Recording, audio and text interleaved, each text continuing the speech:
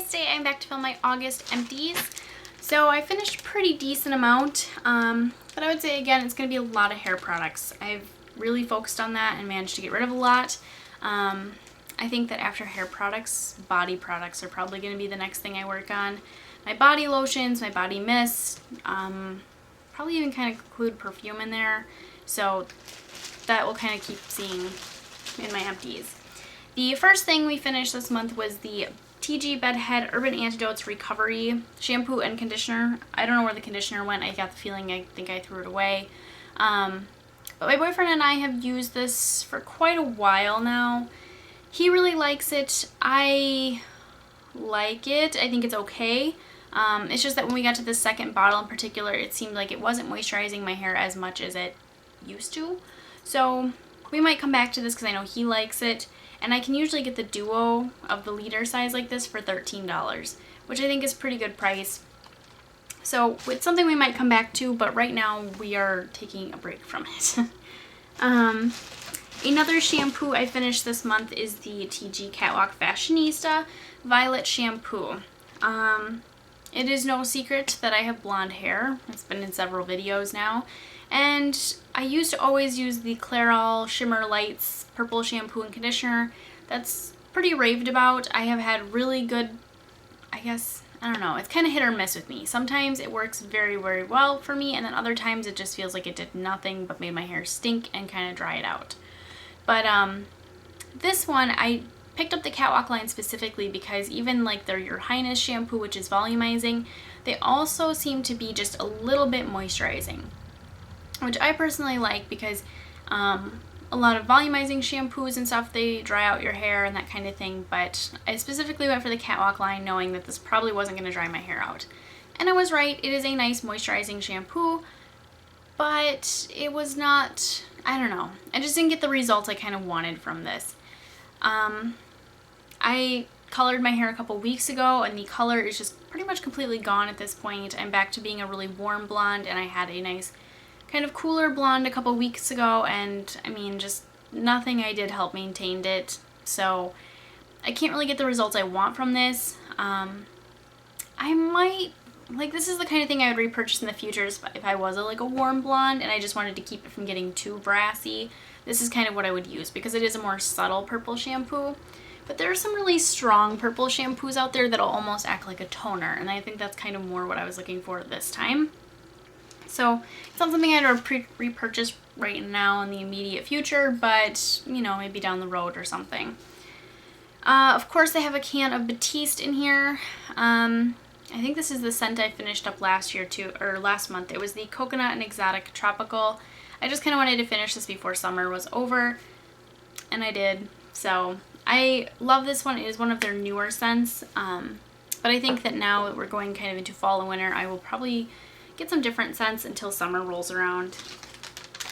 Of course, I have some No. 7 Beautiful Skin Quick Thinking Wipes. I actually just finished these yesterday. It's just that since I have the Purity Cleansing Oil and I've been using kind of a drier makeup wipe to remove the oil, I haven't really used these as much. I do use them when I'm feeling incredibly lazy, like too lazy to even put the Purity oil on. So I will use these once in a while. But I've definitely cut back on how much I use them. So I'm going to repurchase. It just might be a little while. So I love those. Those are my favorite makeup remover wipes. And on the subject of more dry makeup remover wipes, these are the ones that I am using to remove the Purity Cleansing Oil. It is the Pacifica Essential Makeup Removing Wipes. This was just a little like sample pack. If you buy the actual ones, they come with like a plastic cover, like the No. 7 one, this little snap cover that actually like latches shut. But this was just a little sample pack, so it is just like a little sticker thing. But this was like a jasmine and coconut water scent, and I have to agree, it really did smell like coconut water and with like a hint of jasmine. But I like these to remove the Purity Cleansing Oil. On their own, as just a makeup remover wipe on their own, I don't really like them. They just don't seem like they get my makeup off as much as I would like. They're a little drier. The wipes are a little smaller. So they work great with the Purity Cleansing Oil, just not so much on their own. But I have a bunch of these sample packs of Pacifica wipes. So I think I'm on the detox pack right now. There's also a moisture one, an exfoliating one, and a clarifying or cleansing one or something like that. So that is the first pack of those I finished. A bath product I finished this month is the Ulta Dreamy Love Berries and Macaroon Moisture Rich Body Wash. So a few months ago, Ulta launched 2 new bath collections. I know I've shown the more square bottle ones in Empties videos in the past. I don't really remember what that collection's called, but this one is called the Romance Collection. And I have to say, Ulta definitely improved. Their shower gels in this Romance line remind me a lot more of the actual Bath & Body Works shower gels. They are a lot thicker, the scent's stronger. They seem like they've improved the formula. So I do like these. I have like 3 or 4 more of these. The berries and macaroon scent is really good. I don't know. The macaroons I think is what makes it weird for me. But I do like this one. I just don't love it. We are on a caramel vanilla one right now, and I'm obsessed with that one. So they are really nice. Next, another hair product I finished is the Kira Straight Protein Mask. So kind of the story about this is not the last time I got my hair cut when I cut all of this off, but the haircut before that, I was just getting a trim. And I was talking to the salon manager. I was like, I'm trying to grow my hair out really bad. Like, it's just not healthy though. And like everything I do, I just can't get the health of my hair back. And I'm like, I'm trying to avoid just cutting it really short. And she's like, yeah, she's like, let's do a protein mask before you leave. My stylist is great. She didn't even charge me for the mask, which was nice, because technically when you do a deep conditioning treatment on someone in a salon, you can charge a little bit extra money for that extra step. But she was so nice and she didn't even charge me for it. But she put this on my hair, which is the Kira Straight Protein Mask, and it has a couple different ways that you can use it.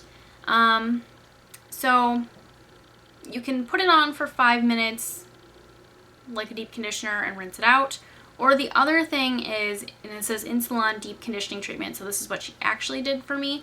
She shampooed my hair twice with the cleanser and applied this to like my towel dried hair.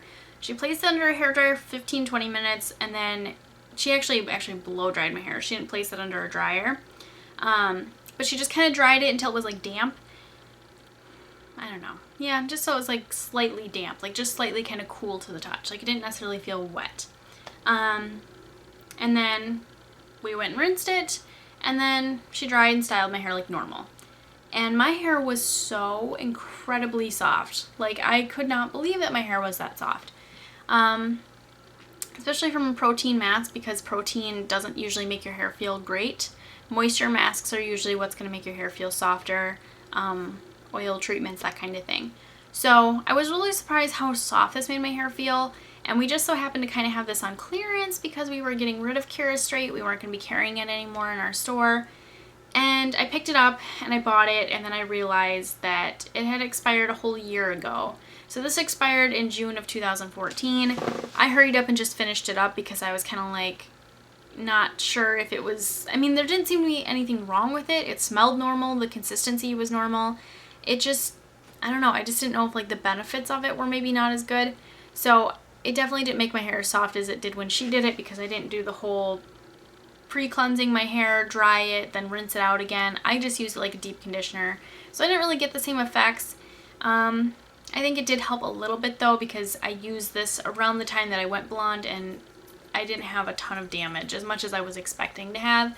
So I think that this probably did help some. It wasn't as nice when she used it. Next, I have this Ole Henriksen Sheer Transformation little moisturizer thing. This was just a Sephora sample they gave me one day. This was okay. I don't really remember it being anything spectacular though, so it's not something I would repurchase. Finished up this Maybelline Dream Lumi Concealer. This too, it's not bad. I don't love it, but I don't hate it. It's just, it's not as light as I was hoping. I was kind of hoping, I don't know, for some brightening on my under eyes, and it just kind of didn't do that for me. So, and a lot of that could be I'm just too fair for this, but that is finished. I would repurchase it if I like needed a concealer and I was like in a pinch kind of thing, but otherwise I will stick to my Holy Grail concealers. Next up, I finished some Juice Beauty products. Seems like something must have exploded in the bag because these are kind of gritty like a scrub. But there's the Stem Cellular Booster Serum, and then there's also the Stem Cellular Moisturizer. These are both fantastic. I love them. Juice Beauty is one of my favorite like anti-aging lines because I actually feel like I can see some benefits from their products. So these I did like. I tried to use them in addition to the brightening peel pads because you're supposed to do the peel pad, then the moisturizer, then the serum, I think. Or maybe it's the other way around. Maybe it's the serum and then the moisturizer. But either way, you're supposed to do all three steps together at the end of the night. The peel pads I've talked about in my past video. I just ended up throwing those away.